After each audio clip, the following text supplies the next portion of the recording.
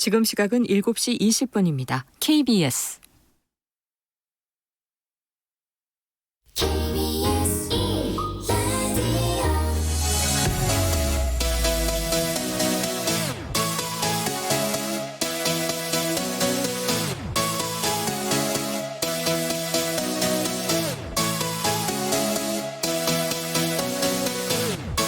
KBS 열린 토론.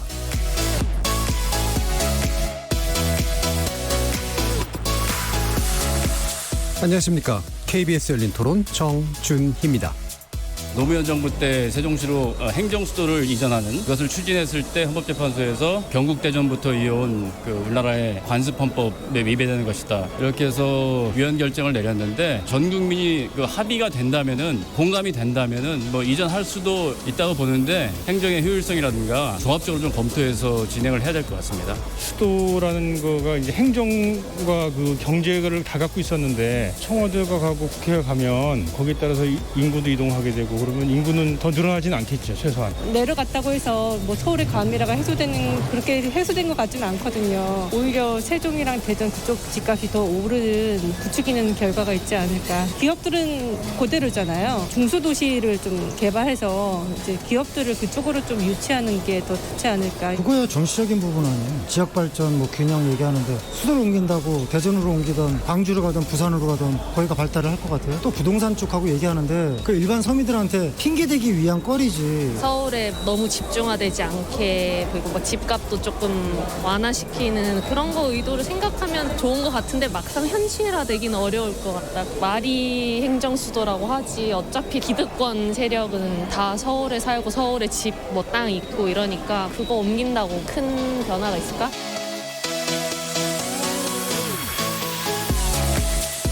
거리에서 만나본 시민들의 의견 어떻게 들으셨습니까? 오늘 토론 주제는 행정수도 이전 필요한가입니다. 지난 20일 국회 교섭단체 연설에서 김태년 더불어민주당 원내대표가 국회와 청와대, 정부 부처를 모두 세종특별자치시로 이전하자고 언급한 이후로 행정수도 이전 이슈가 정치권의 새로운 쟁점으로 부상하고 있습니다. 과거 노무현 정부가 추진했던 행정수도 이전은 지난 2004년 헌법재판소의 위헌 결정으로 인해 완성되지 못했죠. 이를 의식한 듯 더불어민주당 김태년 원내대표는 2004년과 2020년에 대한민국은 달라졌고 시대의 변화에 따라 헌재 판결도 충분히 달라질 수 있다면서 국토 균형 발전과 수도권 과밀화 현상 해소를 위해서는 행정수도 이전이 반드시 추진돼야 한다고 역설합니다. 반면 야당은 부동산 정책 실패를 감추기 위한 면피용 카드라고 반발하면서도 복잡한 속내를 가지고 있는 듯한데요. 그래서 오늘 KBS 열린 토론에서는 여야를 대표하는 두 분의 패널 모시고 행정수도 이전 관련해서 불거진 쟁점 자세히 살펴보겠습니다.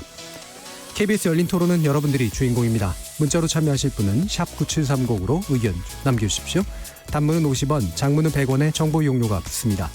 KBS 모바일 콩, 트위터 계정 KBS 오픈 그리고 유튜브를 통해서도 무료로 참여하실 수 있습니다. 시민 논객 여러분의 뜨거운 참여 기다리겠습니다. KBS 열린 토론 지금부터 출발합니다. 살아있습니다. 토론이 살아있습니다. 살아있는 토론, KBS 열린 토론. 토론은 라디오가 진짜입니다. 진짜 토론, KBS 열린 토론.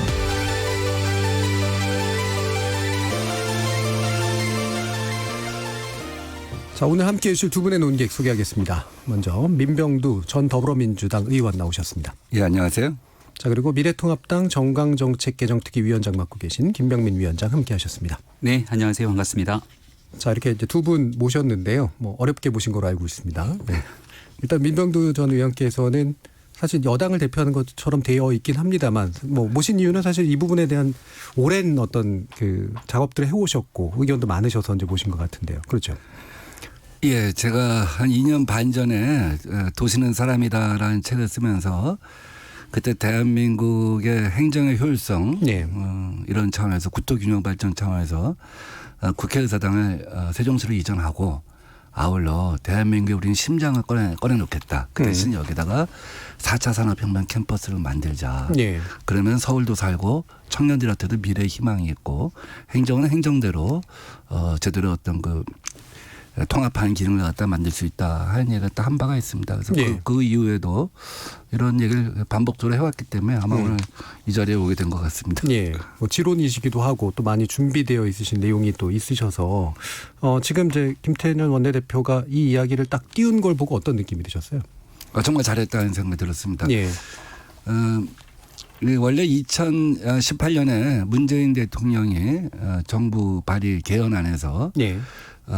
수도의 위치는 법률로 정한다 하는 것을 포함한 개헌안을 갖다 발의했었죠. 예. 근데 그때 야당이 통째로 개헌안 발의에 대해서 논의를 거부해서 이루어지지 않았습니다. 저는 뭐 그때 진작 이루어졌다고 한다면 이런 행정의 비효율성을 제거하고 국토를 전반적으로 리디자인하는 그런 의미가 있다고 보았는데 얼마 전에 우리 당의 그 세종 행정 복합도시 신행정 수도 특별위원회에서 이 문제와 관련된 토론회를 했어요. 예. 그래서 그때 제가 이거는 반드시 해야 한다. 그리고 최대한 옮겨야 한다. 국회의사당을 본회의장만 빼고 다 옮겨야 한다. 일단 그게 길이다 하는 얘기를 했었는데 바로 그 다음 주에 김태년 원내대표가 교섭단체 대표 연설로 21대 국회 첫 주제로 이 얘기를 했는데 정말 시의적절하고 국민이 180석 의석을 주었으면 주저하지 않고 실행을 해야 한다는 생각입니다. 예.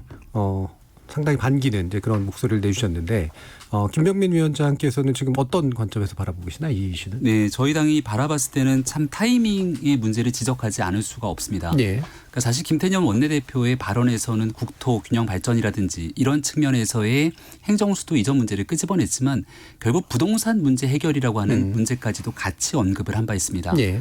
지금 현재 김현미 국토교통부 장관 오늘 국회에 출석해서 또 많은 질타를 받기도 했고 부동산 문제에 대해서 사과를 하기도 했는데요. 22번의 부동산 대책에도 불구하고 여기에 대해서 치솟는 집값에 대한 대책을 결국 정부가 제대로 내놓지 못한 것이 현재 상황입니다. 예. 문제를 해결하기 위해서 그린벨트를 풀어야 되는지 말아야 되는지를 갖고 경론을 벌이다가 결국 그 기간 동안에 그린벨트 해제 대상 검토 지역으로 보이고 있는 집값의 상승, 토지 가격의 상승만 부추겼고 지금 현재 나오고 있는 세종시로의 행정수도 이전 문제가 끄집어내기 시작하면서 다시 또 세종시에 대한 부동산 값이 들썩이게 되는 모습들이 나타나게 됩니다. 정부의 정책이라는 것은 굉장히 좀 일관성이 있고 예측 가능해야 될 텐데요. 사실 이 문제를 가지고 정말 집권 여당이 현재 180석의 거대 여당이라고 말씀을 주셨는데 바로 얼마 전 불과 4월 달에 총선이 있었습니다. 이 문제를 집권 여당이 야심차게 추진하고 싶었다면 예. 이것은 2004년도에 헌재에서의 이 위원 결정이 있었던 부분이니만큼 전 국민적 합의가 굉장히 중요할 겁니다. 그 국민적 합의를 도출하는 과정은 결국 선거를 통해서 정당은 공약을 하게 되고 그 공약을 통한 국민의 선택을 받게 되거든요. 예. 그래서 제가 오늘 이 자리에 오기 전에 너무 궁금해서 지난 총선에서의 더불어민주당 공약집을 쭉 한번 살펴봤습니다. 예. 당연히 선거 공약집에는 지역균형 발전에 관한 얘기가 있겠죠.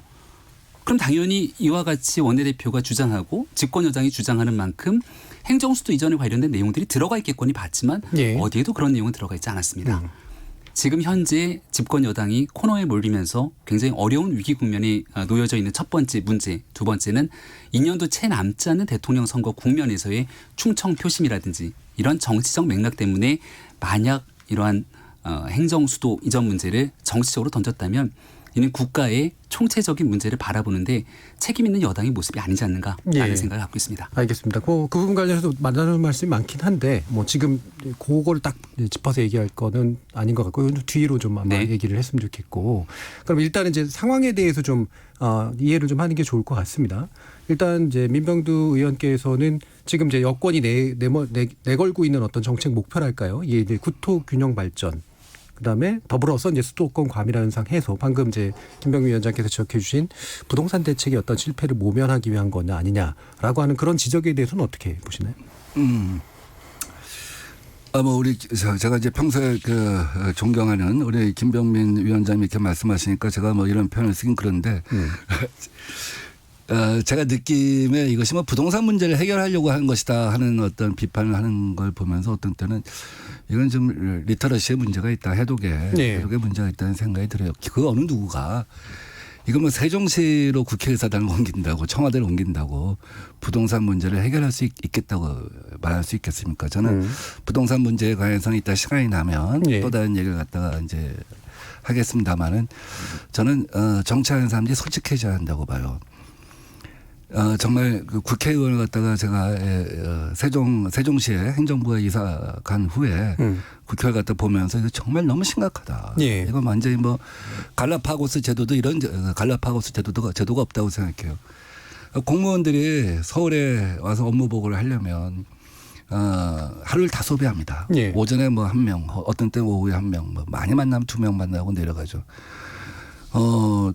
뭐 어떤 때는 그 약속이 뭐 펑크라는 경우도 있고요. 근데 국회의원들이 세종시 가서 보고를 받는 경우는 한 번도 없어요. 이렇게 해갖고 행정부에 1, 2급 공무원들은 거의 서울에서 일주일에 3, 4일을 보낸다는 거고요. 예.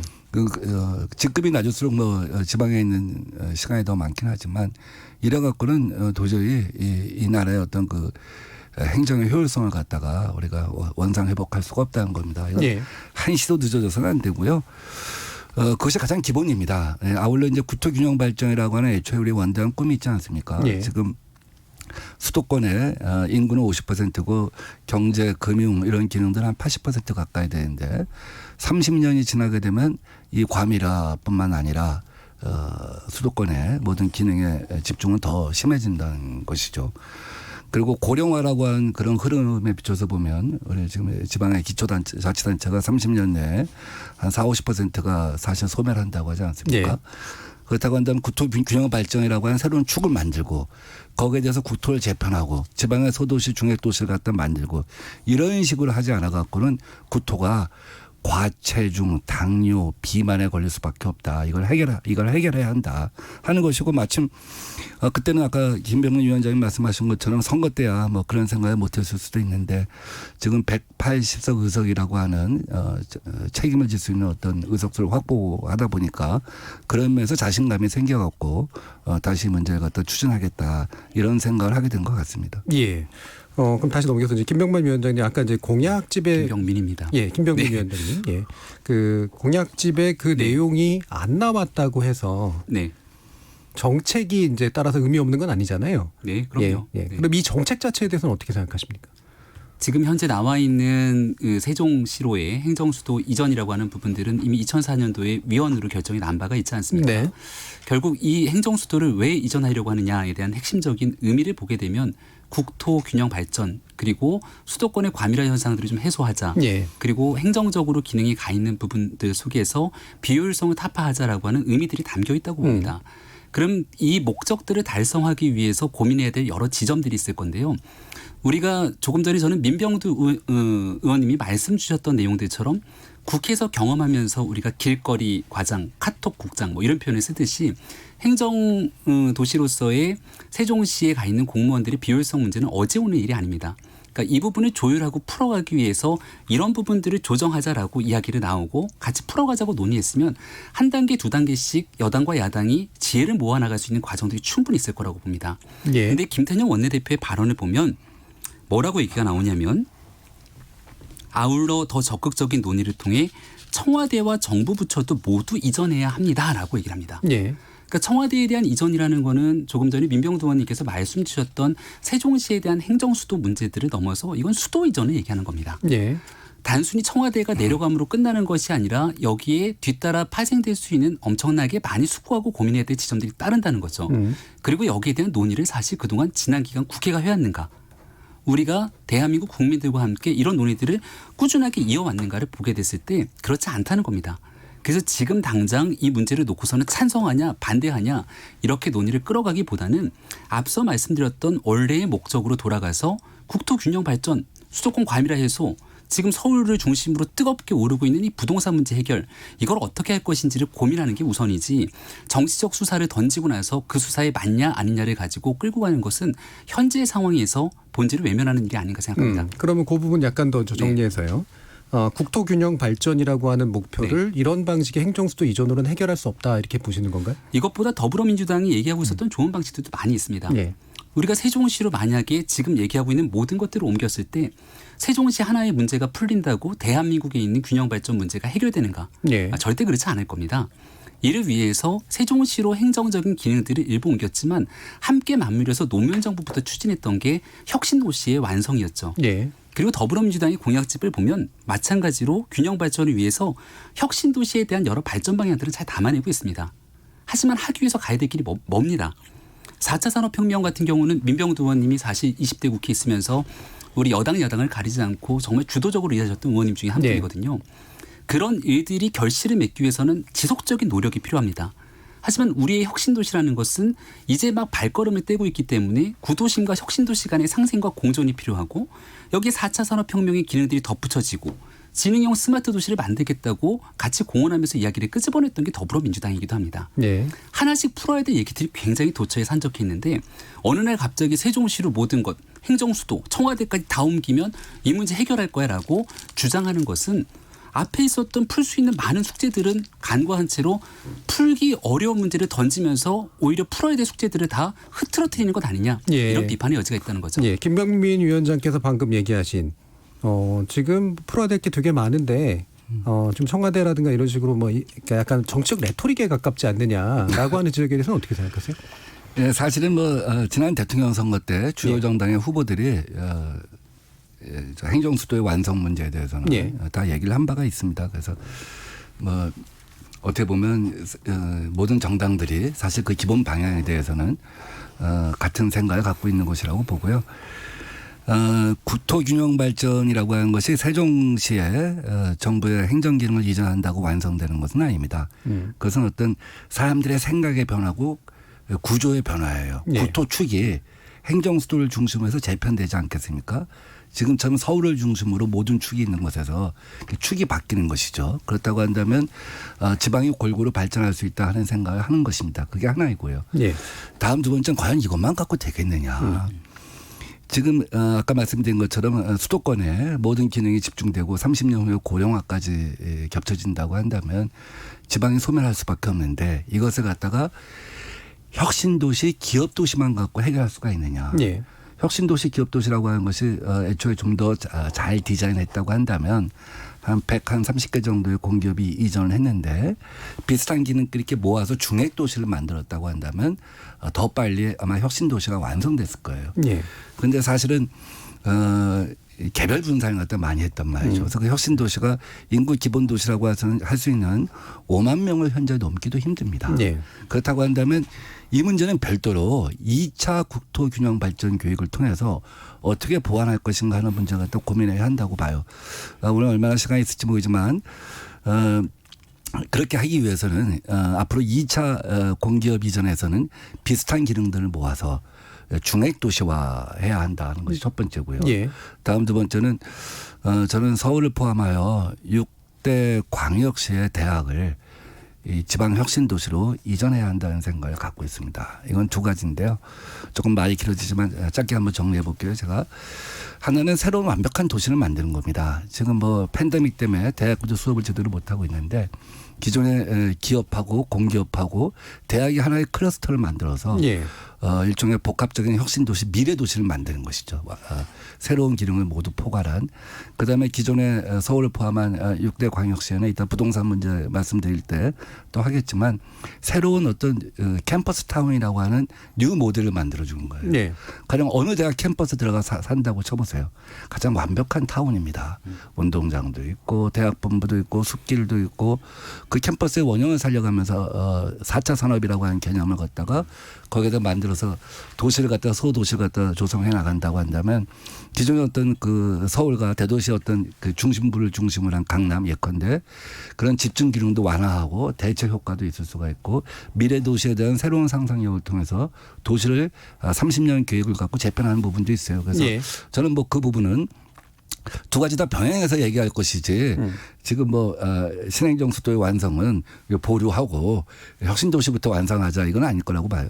알겠습니다. 그 구체적인 내용은 또 이제 뒤에서 약간 더 짚어야 될 것 같고요. 근데 방금 이제 민병두 전 의원께서 말씀해 주신 그런 내용이 기본적으로 이제 축을 옮기는 것 그다음에 그 축으로 옮겨서 뭐 중획도시 건설이나 이런 것 쪽은 해서 수도권 위주의 어떤 발전 체계를 좀 바꾸는 것, 이게 이제 첫걸음을 떼는 일이 아니냐라고 하는 그런 부분에서 미래통합당에서는 어떻게 생각을 하고 계십니까? 저는 제가 그래서 민병도님을 앞서 존경하는이라는 표현을 썼던 게 뭐 다 쓰시니까요. 존경하는. 제가 토론에 나와서 사실 존경한다는 표현을 거의 써본 적이 없습니다. 방송 출연하면서 특히나 다른 정당 의원님께 존경한다는 말을 거의 써본 적이 없는데 민병도 의원님께 이런 말씀을 드리는 이유는 정치가 국민의 삶과 국가 공동체를 위해서 나아가야 되는 방향과 맥을 잘 짚고 계시기 때문에 이런 표현을 드리는 거거든요. 그러니까 만약에 집권 여당이 원내대표께서 이런 방식으로 이야기를 끄집어내고 국토 균형 발전을 위해서 해야 되는 길들의 첫 번째 우선 과제가 무엇이다라는 얘기를 했으면 아마 야당 입장에서는 박수치면서 함께 논의하자는 얘기가 나왔을 가능성이 매우 크다고 생각합니다. 물론 제가 원내에 있지 않기 때문에 그 내용에 대한 확언을 드리기는 어렵습니다만 적어도 제가 우리 당이 맡고 있는 직책이 정강정책개정특별위원회인데 우리가 이번에 새롭게 당의 정강정책을 바꾸면서 미래를 선도하는 유능한 정당이 되겠다는 얘기를 합니다. 흔히 보수하면 과거 것을 지키느라 새로운 변화를 나가지 않는다고 얘기하는데 공동체가 가지고 있는 소중한 가치를 지켜내기 위해서 변화에 앞장서는 게 보수의 진짜 가치거든요. 근데 조금 전에 말씀 주셨던 것처럼 지방이 소멸되고 지방에서 인구는 줄고 굉장히 어려움을 겪고 있습니다. 그럼 여기에 정치적 상상력이 필요하고 4차 산업혁명 시대가 도래한다고 무수히 얘기를 하게 되는데 지난 집권 3년, 4년 가까이 되는 기간 동안 이 4차 산업혁명이 우리 눈앞에 보이도록 새로운 혁신에 어떤 정책적 투자가 있었는가라고 하면 저는 거기에 굉장히 비판적인 의견을 갖고 있습니다. 근데 너무 많은 걸 이제 끌어들이면 약간 논지가 좀 흩어지니까요. 의원님 얘기 맞물려서 얘기를 하는 겁니다. 그래서 지방에 있는 도시들을 바탕으로 혁신 도시를 새롭게 만드는 길도 그렇고 여기에 완벽한 도시를 만들기 위해 대학 그리고 지능형 스마트 기능이 같이 함께 겸비될 수 있도록 새로운 미래형 도시를 만드는 일에 손을 잡는 건 매우 중요한 일인데 이런 얘기가 온데간데 없이 사라지고 제가 아까 말씀드린 것처럼 행정수도 완성 길거리 국장 카톡 과장을 줄이기 위해 국회가 통째로 세종시에 내려가야 된다. 청와대 정부 부처 다 이전해야 된다. 그렇게 했을 때 서울 수도권 과밀과 부동산 문제를 완화할 수 있습니다. 이게 김태년 원내대표의 교섭단체 대표 연설에서 나온 내용입니다. 그래서 전체적인 맥락을 이 내용들을 그대로 문장 활자 그대로 해석을 하게 된다면 정치적인 오해를 가지지 않으려고 해도 가지지 않을 수가 없는 상황이고 이건 비단 우리 당의 입장뿐 아니라 정의당의 심상정 대표도 타이밍의 문제를 얘기했고 그러니까 어떤 오해인가요? 정치적인 오해라는 건 부동산 문제 때문에 서울 수도권이 민심이 들끓고 있는데 거기에 대한 해결책이 제대로 나오지 않고 있으니 여기에 행정수도 이전이라고 하는 커다란 덩어리를 던지면서 이거 어떻게 할 거야? 따라올 거야? 말 거야라고 하는 정치적인 이슈를 제기하는 것 아니냐. 이 문제는 비단 제1야당인 미래통합당만 제기하는 것이 아니라 시민단체인 경신연도 밖에 있는 여러 평론가들도 나서서 정치적인 타이밍에 관한 문제를 제기하고 있기 때문에 그 진정성에 대해서 다시 한번 말씀드립니다. 그럼 만약에 이런 방금 민병도 의원께서 말씀하신 보완책이 따라 나온다면은 어떻게 하실 거예요? 보완책이 나오면서 추가적으로 얘기를 해야 되는 건 국회의 기능을 어떻게 움직일 것인가에 대해서는 충분한 논의가 필요하죠. 하지만 여기에 청와대가 움직인다는 것은 앞서 말씀드린 것처럼 천도의 개념이 포함되기 때문에 한 번도 논의해보지 않은 겁니다. 그러면 뭐 예를 들면은 미래통합당은 청와대는 빼자. 대신 국회를 옮기자. 그다음에 말씀처럼 뭐 예를 들면 중획도시 만들어서 보완하자. 이렇게 얘기하면 되지 않나요? 일단은 국회 이전 문제를 보더라도요. 국회 그러니까 입법부와 그리고 청와대의 문제를 이전하는 것에 대해서 2004년도 헌재 판결이 이미 이 부분이 관습법에 따라 그 위원회에 대한 결정을 내렸던 데는 국회 이전도 함께 들어갑니다.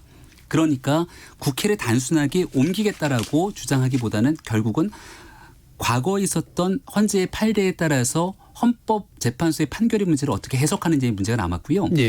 헌재의 판결을 다시 바꿔내기 위한 과정들을 거치겠다고 민주당은 얘기하고 있습니다만 그 정도의 내용을 바꾸기 위해서 선제적으로 선결돼야 되는 조건은 우리 당이 그저 하겠다 말겠다에 대한 이슈를 가지고 덤비는 것이 아니라 국민의 총의를 모으는 과정들이 필요한 겁니다. 왜냐하면 아직은 그 국민의 총의를 모으는 과정들이 지난 기간 충분한 시간이 있었음에도 불구하고 이런 논의가 진행된 적이 없거든요. 무슨 말인지는 충분히 이해하는데 형식을 자꾸 얘기하시니까 내용을 얘기해 주셨으면 좋겠어서 그렇거든요. 예를 들면 국회가 옮기는 거에 대해서 반대하느냐 아니면은 국회가 일부 정도 옮겨서 행정 비용을 지불하는 부분에 대해서는 해소하길 바라느냐 뭐 이런 부분들에 대한 내용이 필요하다는 거죠. 국회 분원에 대한 내용들에 대해서는 세종시 분원에 대해서는 오늘 정세균 총리도 국회 세종시 분원에 대한 얘기들은 이야기를 끄집어낸 바가 있고 우리 주호영 원내대표도 국회의 기능이 지금 현재 세종시와 분리되어 있는 상태 속에서 비효율성이 있으니 예. 여기에 대한 분원에 대한 내용들은 충분히 검토가 가능하다는 얘기를 했습니다. 예. 그러니까 그런 식의 방식으로 접근하는 건 얼마든지 가능하다는 알겠습니다. 거죠. 그럼 국회 관련된 내용 민변 의원께서 좀 얘기해 주시죠. 예. 하여간 우리 김병민 위원장님이 그 이제 지혜로 오신 분이니까 이 문제에 관해서 그냥 그 정부 여당이 제안한 거에 대해서 뭐 정치적 의도가 있다 아니다 뭐 이런 것을 갖고 그냥 논쟁을 하기보다는 야당은 그러니까 보다 포괄적인 대안 이런 걸 제시하는 것이 오히려 건설적이고 전국을 주도하는 데도 도움이 될 수 있지 않을까 하는 생각이 듭니다. 어쨌든 헌법재판소 판결이 난 거예요. 이걸 뒤집기는 현재로서는 굉장히 힘들잖아요. 그렇다고 하면 헌법재판소의 판결을 뒤집지 않는 선에서 그 판결을 일단 유지하는 선에서 점진적인 접근 방법을 써야 할 거라고 보는 겁니다. 그러면 청와대는 가령 이전을 할 때 청와대에 무슨 분원을 갖다 만든다? 그 분원을 만든 데 무슨 의미가 있겠어요? 뭐 집무실, 제2집무실 뭐 이 정도 제2집무실을 갖다 만든다 그래서 월수금 근무하고 화목토 근무하고 이렇게 하겠습니까? 그러면 청와대는 대통령은 그러면 이 서울에 있고 비서실은 그러면 세종시 가서 근무하라고 할 수 있겠습니까? 그게 안 되잖아요. 한 덩어리잖아요. 그게 불가능하잖아요. 그런데 국회는 그게 가능하다는 거예요. 국회의 기능의 핵심은 뭡니까? 본회의거든요. 본회의에서 의원 선서를 시작해서 의원의 임기가 시작되고 본회의에서 예산안, 법안 이런 것들을 갖다 인사한 데 갖다 표결해서 어떤 그 정책을 갖다 법과 제도를 마무리하는 거란 말이죠. 국회의 핵심은 심장은 본회의라고 하면 본회의가 서울에 있으면 그리고 의장실 300명 국회의 대표라고 할 수 있는 의장이 있으면 국회는 서울에 있는 것이다. 헌법재판소의 판결을 뒤집는 것이 아니다. 이렇게 보는 것이죠. 그래서 국회에서 지난번에 20대 국회에서 용역을 준 겁니다. 이 선에서 우리가 어떻게 국회를 갖다가 이전을 하면 좋겠냐. 그래서 맨 처음엔 분원이라는 개념이 나왔지만 이제 서울의사당과 세종의사당 두 가지로 이제 분리를 해서 국회 18개 상임위 중에 11개 상임위 혹은 13개 상임위 혹은 17개 상임위 가능한 안들을 마련한 것이죠. 여기에 따라서 일반인들은 잘 모르시겠지만 예산정책처 또 입법조사처 국회 미래연구원 국회 도서관이라고 하는 이제 부속 기능들이 있습니다. 이제 함께 가는 것이죠. 물론 의원회관도 함께 가게 되는 것이죠.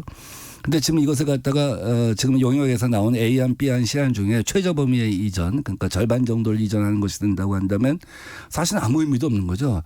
행정부와 입법부에 갈라져 있어서 생긴 비효율성에다가 입법부가 두 개로 쪼개져서 생기는 비효율성이 배가 되는 것이죠. 그렇다고 한다면 헌법재판소의 판결을 갖다가 준수하는 선에서 본회의장과 본회의와 의장실만 제외하고 다 이전을 한다고 한다면 저는 이것이 현재 우리가 할 수 있는 최선의 절차가 아닌가 하는 생각이 듭니다. 만약에 이것을 갖다가 그렇게 하지 않고 지금 뭐 청와대를 갖다 이전을 갖다 하는 걸 포함하여 행정수도에 관한 새로운 법을 만들어서 그때와는 헌법재판소의 구성이 바뀌고 국민들의 생각이 바뀌었으니까 다시 한번 옛날에 관습헌법 판결이 맞는지를 갖다 물어보자. 이렇게 하는 것도 굉장히 쉽지가 않을 것 같아요. 좀 이따 다시 토론을 하겠지만 그렇게 하는 것보다는 지금 일단 국회의 대부분의 기능을 갖다 최대한의 기능을 옮겨놓으면 국민들이 볼 때 수도가 점차적으로 이전하고 있구나 하는 생각을 갖게 되는 겁니다. 그렇다면 국민적 합의가 더 쉬워지는 지점이 있죠. 그러고 나서 이제 결국은 이렇게 되면 청와대까지 가야 되는 것이 아니냐 하는 생각을 갖게 될 것이고 그때 가서 행정수도 특별법 같은 걸 통해서 다시 헌법재판소 판결을 갖다 묻는다든지 그러면 그 사정 변경이 생겼기 때문에 자연스럽게 진행이 될 수가 있는 것이죠. 기본적으로 단계적인 접근법을 이제 제안을 하신 거고 지금 이제 물론 여당의 이제 안하고 이제 정확하게 일치되는 건 아닌 상태인 것 같긴 합니다만 청와대에 대해서 논란의 여지가 있으니까 일단 빼고 국회에서 그러니까 본회의가 진행되는 의사당만 남기고 대부분의 국회 기능은 본회의장만 남기고 본회의장만 남기고 대부분의 국회 기능은 이전시키는 게 일단 1단계로서 필요하고 그게 이후에 논의를 만들어내는 데 도움이 될 거다.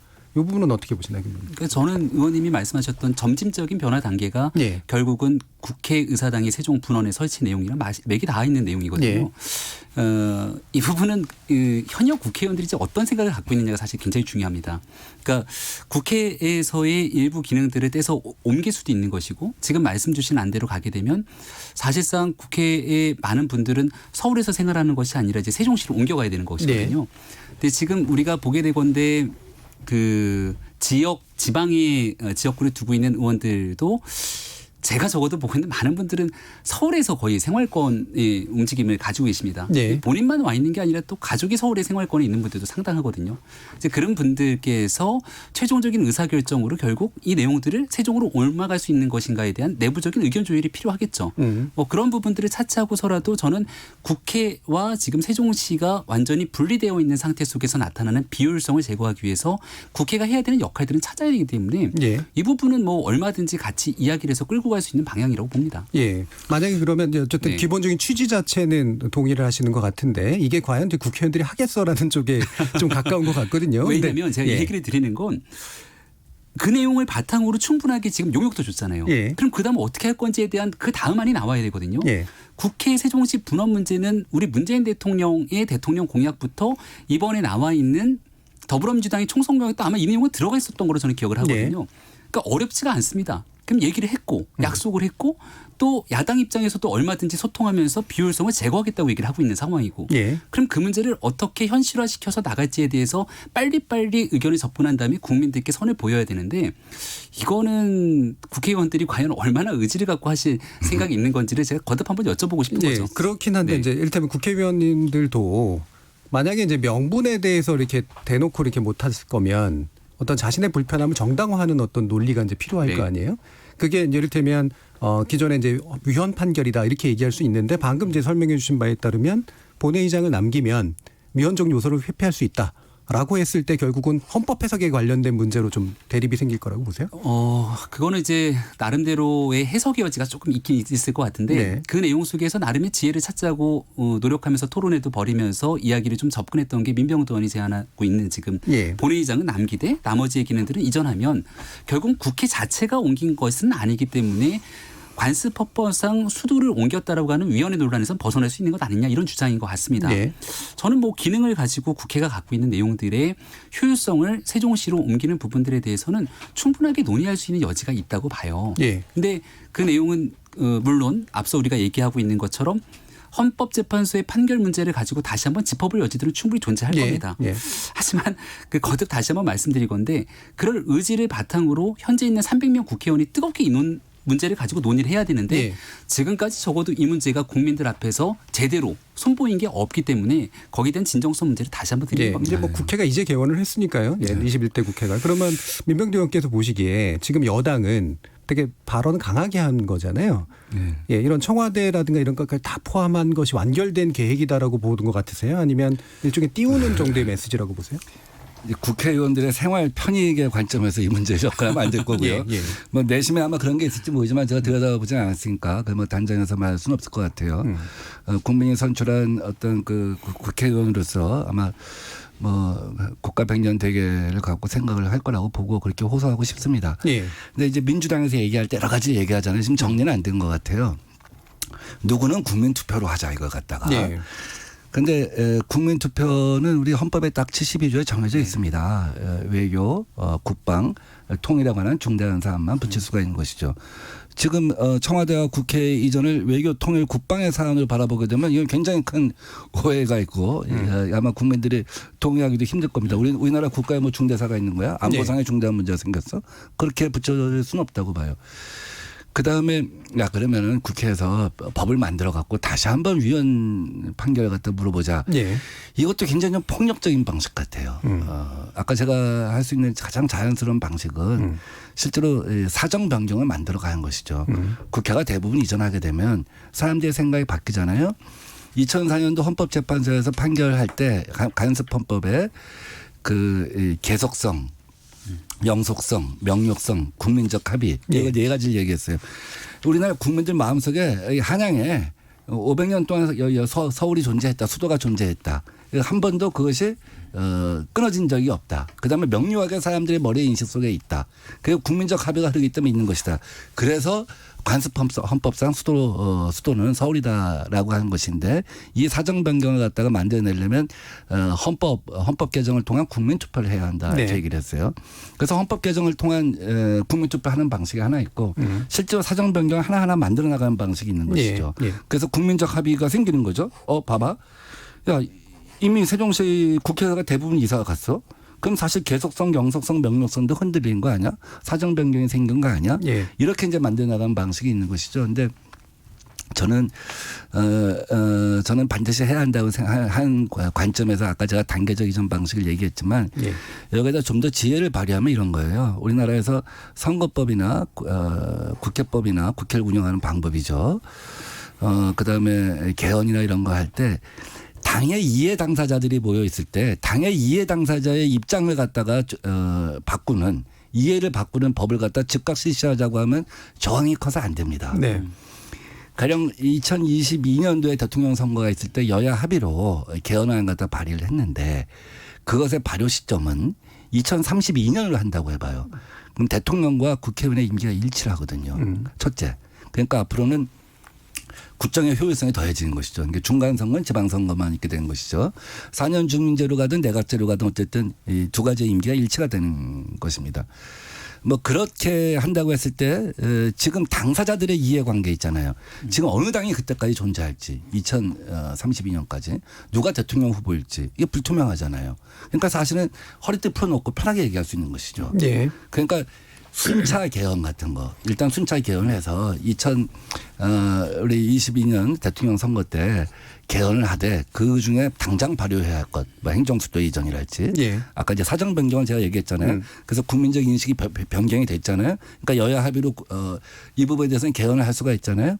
그렇게 하고 나머지 권력 구조에 대해서는 2032년을 한다든지 예. 뭐 이렇게 아마 얘기를 하면 이제 앞으로 뭐 그런 식의 제가 아까 순차적 이전 방식도 얘기했고 순차적 개헌 방식도 얘기했는데 그런 식으로 얘기하면 야당을 그러니까 대통령이 말씀하셨잖아요. 개원 연설에서 예. 협치 대상을 삼겠다고 뭐 그런 어떤 대안을 제시해 나가면 야당도 함께 고민할 것이고 아까 말씀드린 것처럼 더 멋있는 대안, 더 좋은 대안을 갖다가 내놓을 거라고 생각합니다. 예, 그러니까 당장 개헌이나 국민투표로 풀 거냐 아니면 이제 사정상의 변경을 꾀할 거냐 이런 식의 대립구도로 보지 말고 사정상의 변경은 취하되 개헌조차도 순차적으로 진행을 하는 방식으로 하면 야당도 아마 동참하시지 않을까라고 보시는데 어떻습니까? 현재 2004년도 헌재 판결 기준으로 보면 국민투표의 대상이 아니죠. 예. 그러니까 이 부분을 다시 한번 헌재 판결을 구하든 엎어서 다른 방식을 취하겠다는 게 현재 여당이 주장하고 있는 내용인 것 같은데 저는 조금 전에 민병훈 의원님이 주장하셨던 내용이 굉장히 합리적인 얘기들을 늘 주시는 겁니다.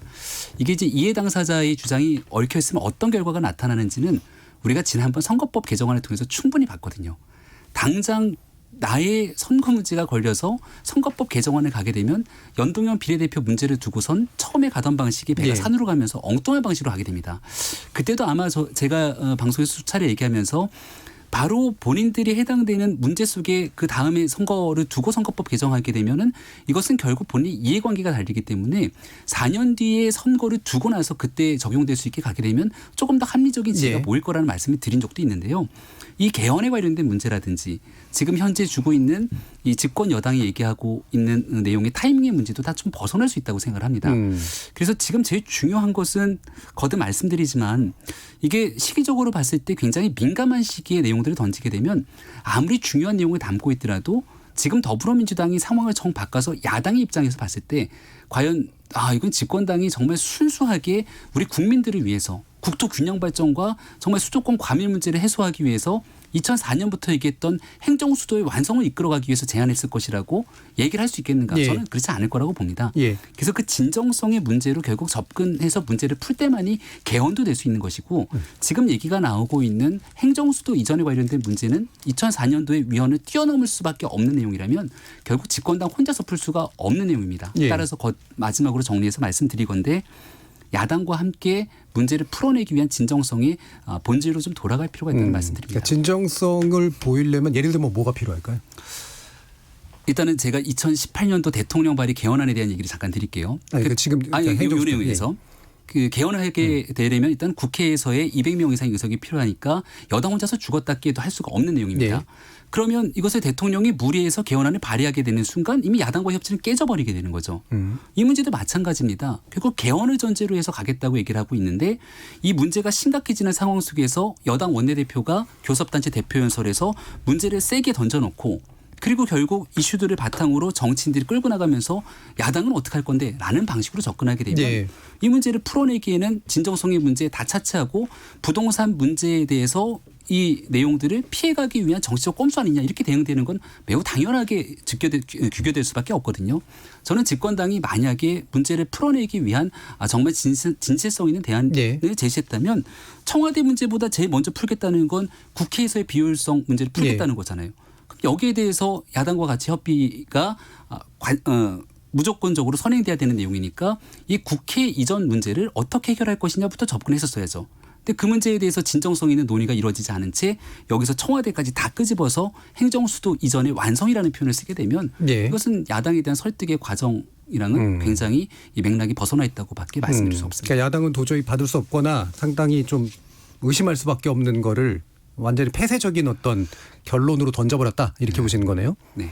예, 알겠습니다. 뭐 구체적인 내용은 좀 뒤에서 좀 더 논의해 보도록 하고요. 청취자들 의견도 좀 들어보고 가겠습니다. 정의진 문자캐스터. 네, 지금까지 청취자 여러분이 보내주신 문자들 소개합니다. 콩아이디 김미희님, 행정수도 이전 찬성합니다. 지역 혁신도시 생기면서 공기업 유치에 지역 활성화에 도움이 되고 있다고 생각합니다. 수도권 집값 하락을 위한다기보다는 행정의 편의성을 위해 세종시로의 이전 시행해야 합니다. 2170님, 행정수도 이전이 그리 간단한 일인가요? 그 막대한 소요 비용은 어떻게 충당하시려고요? 그럴 돈 있으면 힘든 사람들 더 보살펴 주시고요. 지금의 부동산 문제는 세계적으로 막대한 유동성 때문인데 행정수도를 옮기면 세종시에 부는 부동산 투기는 또 어떻게 막으실 건가요? 9300님, 대전 시민입니다. 정부 대전청사가 대전에 세워졌을 때 대전시에서 아파트를 청사 직원들한테 원가로 주었지만 2년이 지나자 청사 직원들 대부분은 아파트를 매매하고 서울에서 출퇴근하고 있습니다. 세종시도 같은 맥락에서 우려됩니다. 선거가 다가오니까 또 정치권에서 표를 의식해서 일을 꾸미는 건 아닌지요. K71005497님, 전국이 골고루 같이 균형 발전되어야 합니다. 수도권 과밀화는 대한민국을 망하게 하는 길입니다. 지방으로 공장 옮기고 투자해야 청년들이 모여듭니다. 살인 명문대도 지방으로 이전해야 합니다. 0649님, 수도를 세종시로 옮긴다는 건 말이 안 된다고 생각해요. 보세요. 이 말이 나오자마자 세종시 집값이 정신없이 오르잖아요. 서울만 오른 게 아니라 전국이 다 올랐어요. 그래서 반대합니다 해주셨고요. 0048님, 세종시에 국회 출장소를 먼저 만들고 천천히 국민 여론을 수렴해서 하시는 게 어떨까요? 라고 보내주셨네요. 네, KBS 열린 토론. 이 시간은 영상으로도 생중계하고 있습니다. 유튜브에 들어가셔서 KBS 1라디오 또는 KBS 열린 토론을 검색하시면 지금 바로 토론하는 모습 보실 수 있습니다.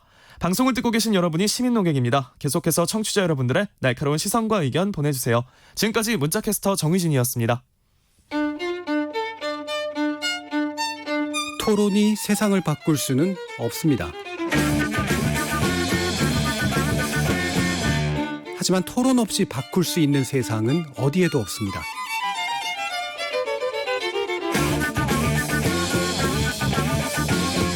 세상의 선한 변화를 갈망하는 당신. 정답이 아니라 질문의 힘을 믿는 당신. 우리 KBS 열린 토론에서 만납시다.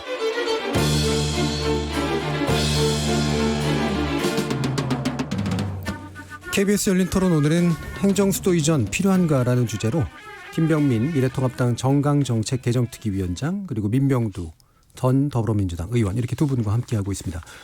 청취자들 의견들이 좀 있는 부분을 다시 한번 좀 짚어서 좀 설명을 좀 들으면 좋을 것 같아요. 일단 아까 콩아이디 2170님이 얘기해 주신 게 비용 엄청나게 드는 거 아니냐. 그리고 결국은 세종에서 부동산 엄청나게 올라가는 거 아니냐. 이런 식의 얘기를 해 주셨는데요. 민병두 의원님 나름대로 좀 계산을 좀 해보시지 않았나요? 이게 비용이라든가 이득이라든가 이런 식의 부분. 비용하고 편익이 반드시 있는 것이죠. 그 국회에서 용역을 줬을 때 여러 가지 시나리오별로 이렇게 줬죠. 그래서 이제 한 절반 정도의 상임위가 간다고 했을 때 세종시에서 새로 생길 수 있는 경제적 이익이 한 8천억 정도 될 것이다. 라는 얘기를 했죠. 애초에 세종시를 건설할 때 국회와 청와대가 이전하는 걸 전제로 국회 부지하고 청와대 부지가 이미 마련되어 있습니다. 부지 조성비는 새로 필요 없는 것이고요. 결국 이제 건물하고 타운을 갖다 어떻게 조성하냐 하는 문제인 것 같아요. 또 하나는 국회가 이전하고 난 다음에 이 국회의사당을 어디다 쓸 것이냐에 대한 사회적 합의가 또 하나 필요한 겁니다. 여기를 뭐 아파트를 조성할 거냐? 아마 누구도 동의하지 않을 거예요. 그러려고 국회 이전시켰냐 할 거라고요. 그럼 뭐 미국의 스미소니안 박물관과 같은 대형 박물관 뭐 국가적인 어떤 그날의 어떤 품격을 갖다 보여줄 수 있는 그런 시설을 만들 거냐. 뭐 우리나라에 그렇게 많은 전시물이 있을 거라고 생각하지는 않아요. 예. 저는 그 대한민국 국회가 있던 자리에 심장 아닙니까? 그 심장을 내놓는 대신 새로운 어떤 심장을 갖다가 거기다가 우리가 이식하고 싶다는 얘기를 많이 합니다. 예.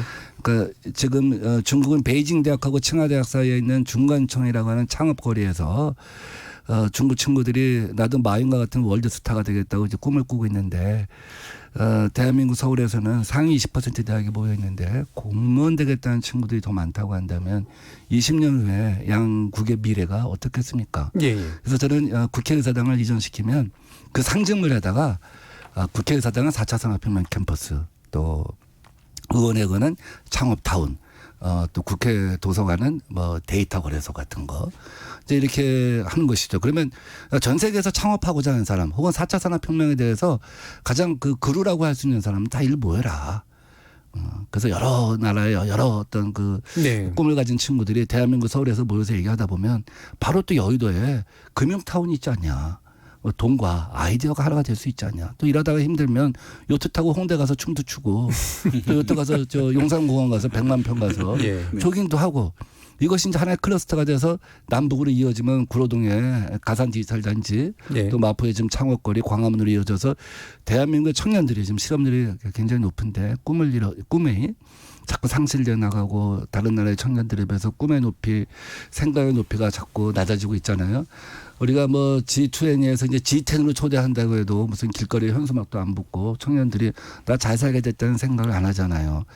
저는 대한민국의 기존의 중심을 갖다 해체하고 새로운 상징을 넣어서 이제 대한민국은 4차 산업혁명을 향해서 세계에서 가장 미래가 빨리 오는 도시로 만들겠습니다. 라고 하는 선언으로서 국회의사당을 재편하는 거 이런 정도의 또 어떤 그 천지개벽이 있어야지만 국민들이 합의할 거라는 것이고요. 다음 두 번째는 뭐 부동산이 애초부터 자꾸 이제 정치적인 어떤 그 시선을 갖고 이 문제를 바라보는데 제가 뭐 서울에서 지금 일고 있는 들불을 뭐 세종시까지 들불 갖다 연결시켜가면서 이 문제를 갖다 부동산을 갖다 해결할 수 있다 이렇게 생각하는 정책 담당자는 없을 거라고 봐요. 부동산 문제를 별개로 풀어야 합니다. 이 문제는 또 시간이 기니까 제가 다시 다 발언 순서가 오면 오늘 뭐 계속해서 부동산과 관련된 의혹을 제기했으니까 그럼 부동산 해법이 너는 뭐냐?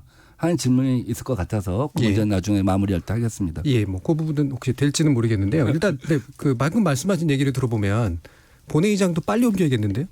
그러죠. 왜 제가 본회의장을 빼놓고 다 옮기자는 얘기를 했냐면 이거 저 상임위 반을 놓고 뭐 사무처도 반을 놓으면요 이 공간 재배치를 할 수가 없어요. 기존의 국회의사당을. 근데 할 수 없이 본회의장 빼놓고 다 내려 보내자고 한 건데 저는 만약에 본회의장까지 다 가면 우리나라의 무슨 경제, 경영 모든 컨벤션은 거기서 열릴 수 있다고 생각해요. 본회의장에서. 큰 변화죠. 근데 그래도 본회의장이 남아있을 수밖에 없다면 이런 의미는 있을 거예요. 야 저렇게 지금 여의도에 와서 보니까 4차 산업혁명 뭐 혁신성장 갖고 지금 젊은 애들이 밤을 갖다 지새가면서 일하고 이러고 있는데 국회가 와서 이렇게 또 와서 싸워 본회의장 와서 법 통과 안 시켜? 이건 좀 미안하잖아. 반성이 돼서 그는 뭐 남아 있어도 국회의원들한테 자성의 효과는 있지 않을까 하는 생각이 듭니다. 자 이렇게 이제 나름대로 좀 비용 편익 이제 분석을 하셨다는데 뭐 이제 그 내용을 가지고 또 얘기하기는 좀 어려우시긴 하겠습니다만 이게 좀 장밋빛 전망이라고 생각하세요? 아니면 상당히 좀 실현 가능성이 있다고 보세요? 그러니까 민병두 의원님 얘기를 들으면 굉장히 행복한 상상이라고 저는 생각합니다. 그러니까 민병두 의원님 같은 분이 300명 의원이 있어서 그렇게 일사천리 진행했으면 이 행복한 상상들이 나타날 수 있을 텐데 항상 우리 국회의 모습이 이상대로만 가지는 않거든요.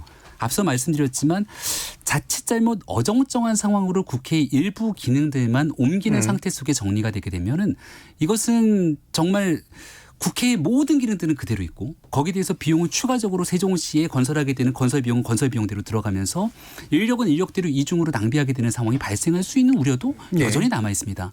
그러니까 거기에 대한 분명한 청사진과 로드맵을 국민들께 먼저 보여줘야 돼요. 그리고 난 다음에 어떻게 국회 기능들을 이전하면서 세종시와의 비효율적인 문제들을 해결할 것인가 이걸 좀 봐야 되고요. 근데 청사진과 로드맵을 보여줄 정도면 상당히 완성된 플랜이잖아요. 그러면 야당의 동참이 불가능하지 않나요? 지금 앞서 말씀주셨던 것처럼 이미 20대 국회에서 연구 용역을 통해서 여러 가지 안들이 나옵니다. 근데 이 문제를 풀어가는 핵심 주체는 누굽니까? 결국 국회의장이 그리고 국회 내 사무총장이 관련된 내용들을 가지고 구체적인 의견과 안건들을 설득을 해나가야 되는 건데 적어도 그런 모습들이 아직 나오지 않았다는 것이고요.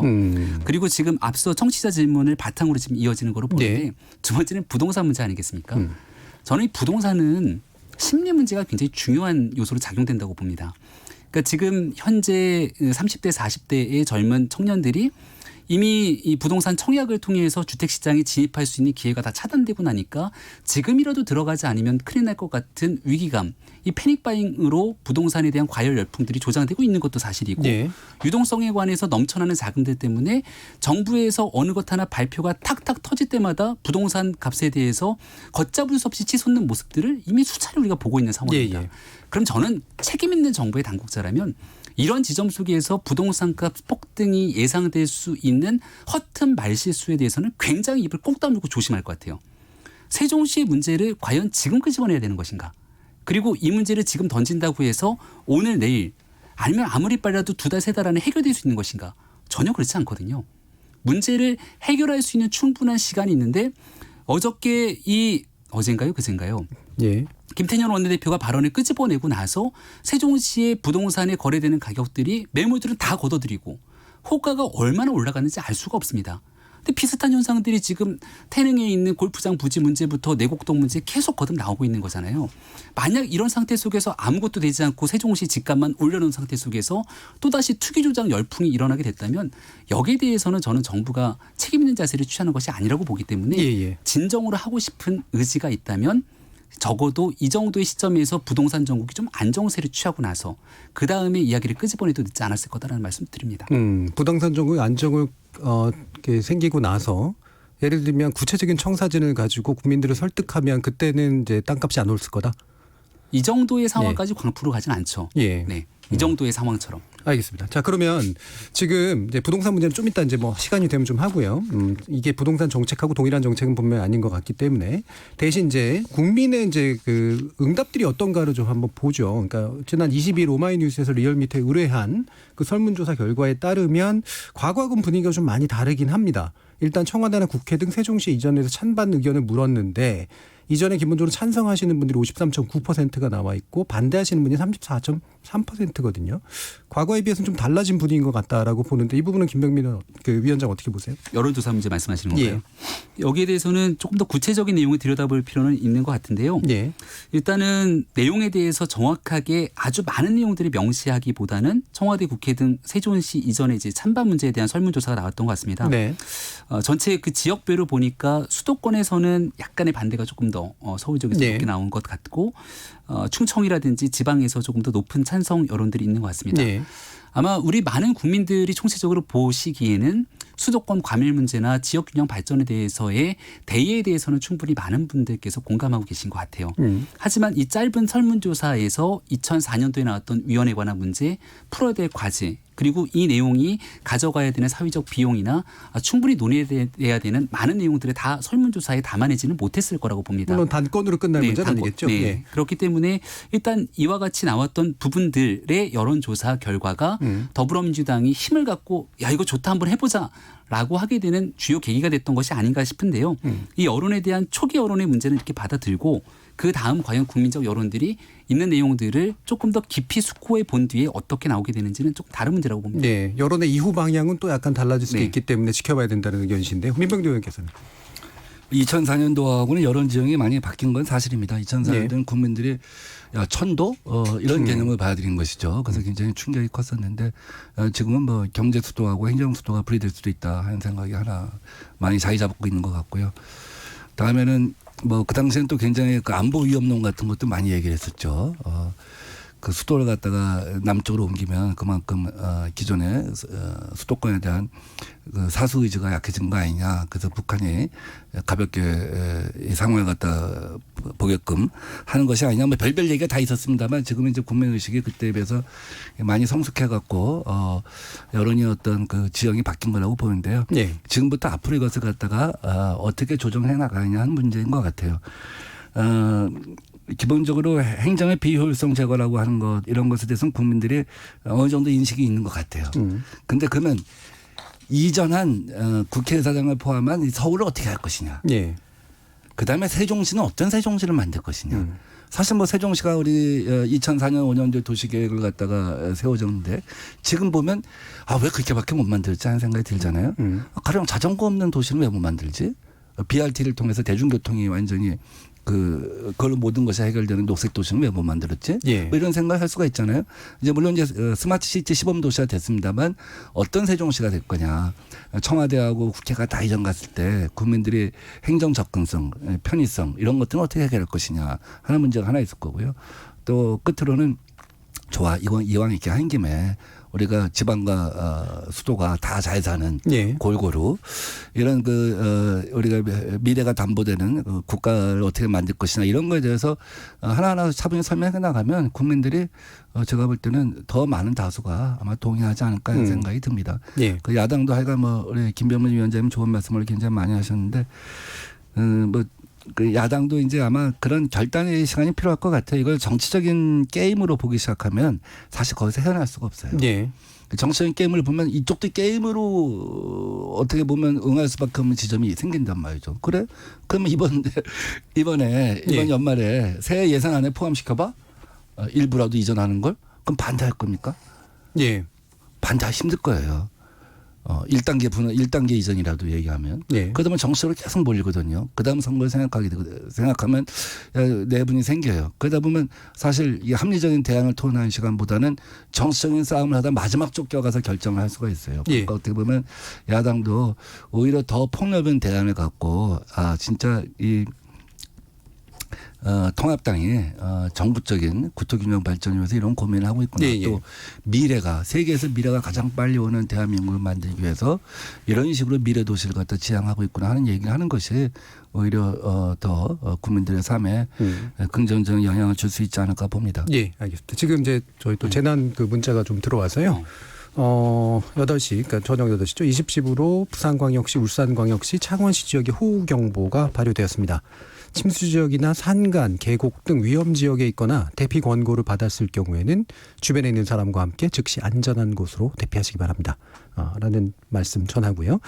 바로 받아서 이제 민병두 의원께서는 이게 이제 물론 전략으로 이제 볼 수 있기도 하겠지만 이걸 이제 게임으로 만들어내면 사실은 온전한 대응이 좀 안 된다. 그래서 이번 기회에 이를테면 서울을 어떻게 재구축할 것이냐, 세종시를 어떻게 만들어 나갈 것이냐, 그 주변의 지방들을 어떻게 구축할 것이냐라는 대안들이 야당에서도 좀 나오면서 뭔가 논의가 붙어야 된다. 이제 이런 말씀을 주셨는데 어떻게 야당이 대응하는 게 좋을까? 일단 김태년 원내대표는 행정수도 완성특위 구성을 제안했는데 아까 이제 김병민 위원장 말씀 들어보면은 받아들이고 막 쉽지 않은 상태에서의 제안 같은 그런 느낌으로 느껴지거든요. 어떻습니까? 그러니까 지금 현재 더불어민주당이 짜놓은 운동장 안으로 들어오라고 얘기를 하고 있는 건데 네. 그런 정치적 운동장이 지금 타이밍에서 들어가기에는 야당이 그럴 만한 실효성과 그 문제에 대한 진정성에 대해서 충분하게 인정하지 않는다는 얘기인 거죠. 네. 그러니까 문제는 저는 첫 번째 진정성의 문제고 두 번째는 선택의 시간에 대해서 이제 민병두 의원님께서 말씀을 주셨는데요. 그 진정성과 선택의 시간의 문제가 저는 생각보다 빨리 올 거라고 봅니다. 지금 있는 문제는 서울에 관한 문제를 세종으로 옮기겠다고 심지어 청와대를 비롯한 국회까지 모든 것들 우리가 천도라고 얘기할 정도의 수도 이전을 이야기를 끄집어낸 거거든요. 물론 김태년 원내대표의 주장이고 오늘 정세균 국무총리의 얘기를 보니까 당정청의 협의는 없었다라고 얘기를 합니다. 네. 그러니까 뭐 구체적으로 청와대까지 문재인 정부가 나서서 하고 있는 것인지에 대해서는 좀 살펴볼 필요가 있겠는데 적어도 집권 여당에 있는 많은 의원들께서 이 내용에 동조하고 있는 것 같습니다. 우리가 내년도 4월 달에 참 불미스럽고 어려운 일 때문에 서울시에선 보궐선거를 치를 수밖에 없을 겁니다. 예. 그러면 방금 전에 말씀 주셨던 것처럼 그 더불어민주당의 선택의 순간은 저는 더불어민주당의 서울시장 보궐선거에 나오는 후보가 과연 어떤 입장을 선택할 것인가에 대해서 먼저 이야기가 나올 거라고 봅니다. 네. 반면에 미래통합당 입장에서도 매우 자연스럽게 서울시장 보궐선거를 통해서 이 문제를 어떻게 풀어갈 것인지에 대한 얘기가 나오겠죠.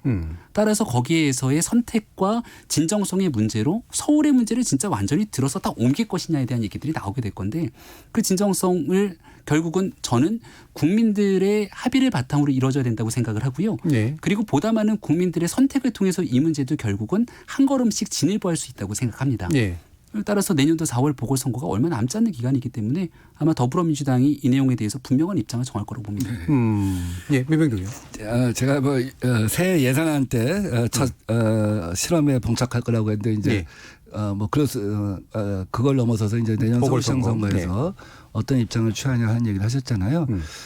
저는 서울의 성장 동력도 사실은 좀 많이 막혀 있다고 생각을 해요. 우리 한강의 기적을 한번 만들었잖아요. 두 번째 한강의 기적을 만들 때라고 봐요. 우리가 박정희 대통령 때 60년대 말 70년대 초에 1인당 국민소득이 뭐 300달러, 200달러 했던 시대예요. 그때 우리가 뭘 하겠다고 했냐면 자동차를 만들고 철강을 갖다가 주조하고 배를 만들겠다고 하지 않았습니까? 다른 나라에서 보면 웃긴 얘기죠. 그게 가능하겠냐고. 니들 지금 가발 공장, 신발 공장 갖고 돈 버는 애들이 가발 공장, 신발 공장 더 만들자고 해야지. 혁신 성장은 저는 미래를 앞당겨 쓰는 거라고 봐요. IMF 때 마찬가지거든요. 그때 그 환란 위기가 오고 국가 부도 사태 때 보통 같았으면 어떻겠어요. 근데 상상력을 바꿨잖아요. 첫째도 브로드밴드, 둘째도 브로드밴드, 셋째도 브로드밴드. 그래서 지난 20년간 일본보다 GDP가 2.7배 성장한 거 아니겠습니까? 지금 대한민국은 미래를 다시 한번 앞당겨 써야 할 때라고 봐요. 그것이 이제 AI를 포함한 이제 4차 산업혁명과 관련된 것이죠. 그래서 저는 뭐 내년에 서울시장 나가겠다는 민주당 후보가 있다고 한다면 나는 다시 한번 제2의 한강의 기적을 만들겠다. 국회가 있어야지만 대한민국 서울이 더 발전되겠느냐.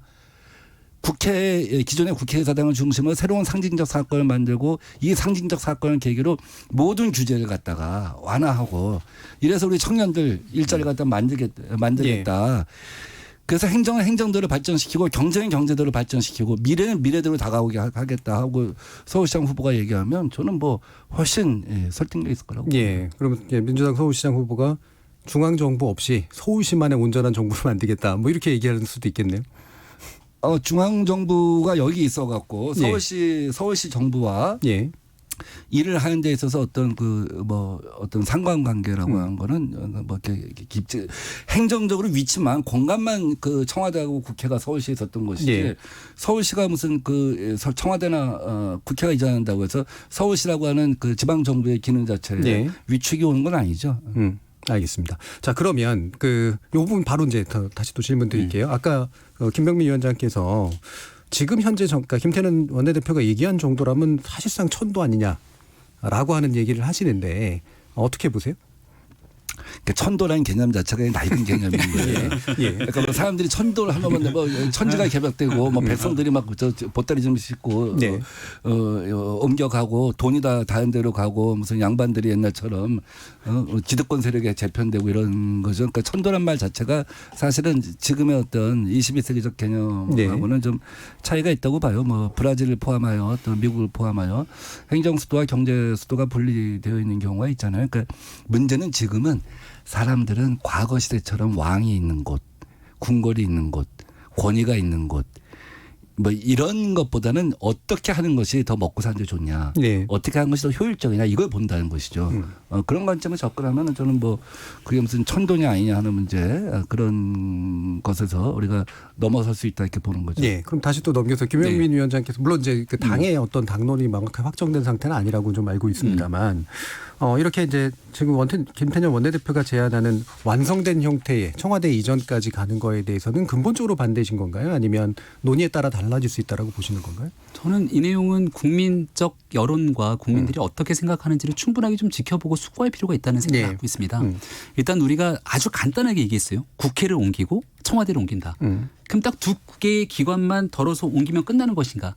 이게 그렇게 간단한 문제는 아니거든요. 대한민국의 청와대가 옮기게 되면은 부가적으로 따라서 옮겨야 되는 무수히 많은 기관들이 이전들이 따라 발생하게 될 겁니다. 특히나 지금 서울에는 외국 해외에 굉장히 많은 국가들의 공간들이 있게 될 것인데 그럼 공간들도 아주 자연스럽게 따라서 세종시로 이전하게 되는 문제들이 발생하게 될 것이고요. 이 모든 부차적으로 발생되고 있는 문제들까지 다 놓고서 고민을 해야 되고 그 고민들의 이전에 앞서 말씀드렸던 2004년도의 위헌 판결 문제를 어떻게 해결할 것인가 이것들이 다 맞물려 있는 내용들이거든요.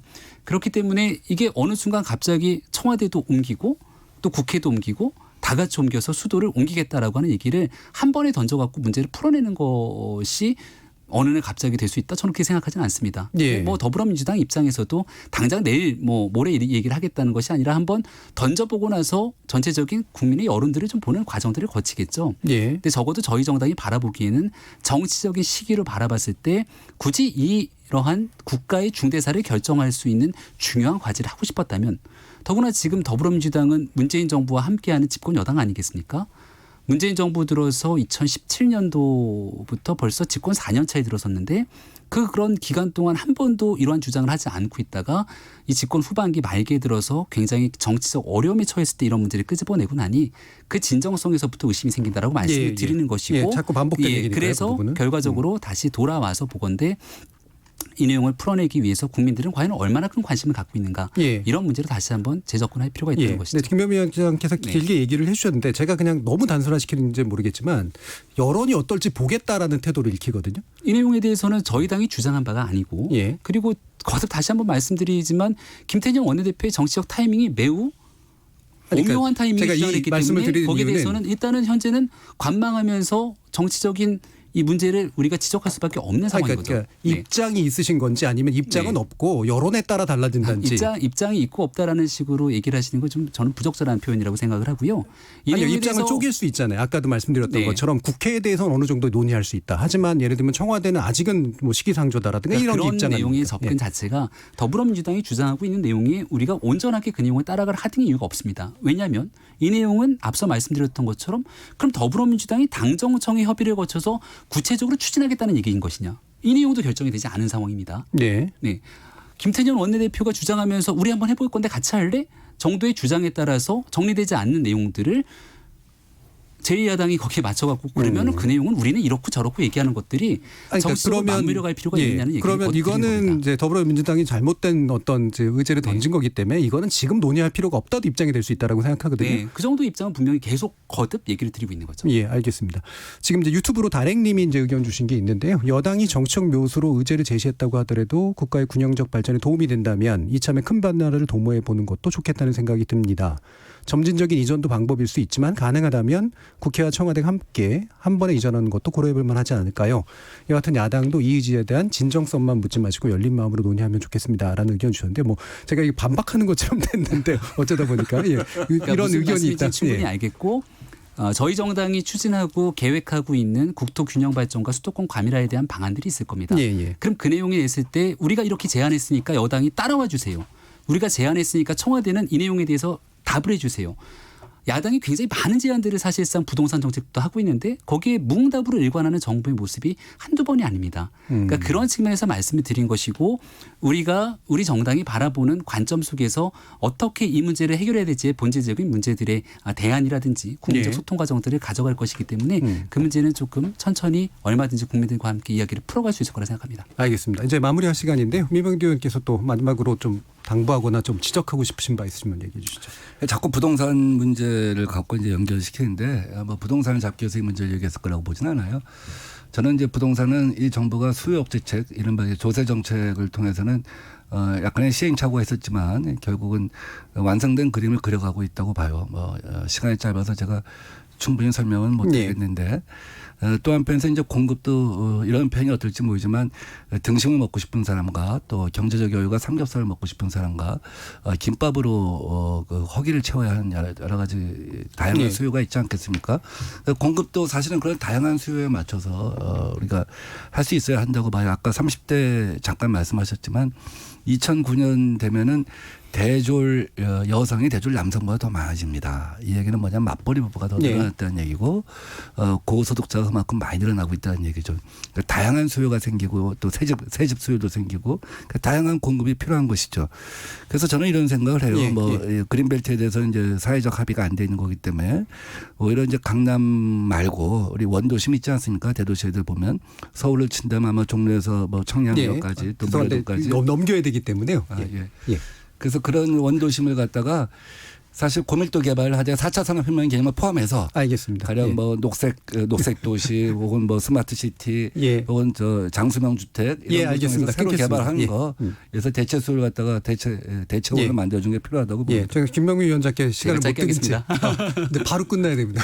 알겠습니다. 아까 이제 말씀으로 이제 야당에서는 제대로 된 진정성 있는 어떤 대응과 함께 이야기를 해주실 것 같고요. 오늘 토론 함께해 주신 더불어민주당의 전 민병두 의원 그리고 미래통합 정책 개정특위의 김병민 위원장 두 분 모두 수고하셨습니다. 감사합니다. 고맙습니다. 저는 내일 저녁 7시 20분에 다시 찾아뵙겠습니다. 지금까지 KBS 열린 토론 정준이었습니다.